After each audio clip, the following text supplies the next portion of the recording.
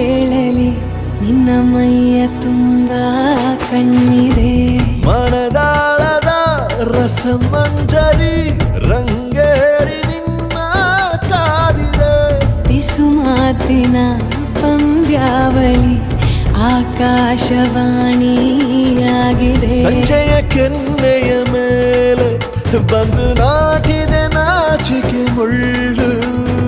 ಮನದ ಮಗು ಹಠ ಮಾಡಿದೆ ಮಾಡುವ ಕೊಂಗ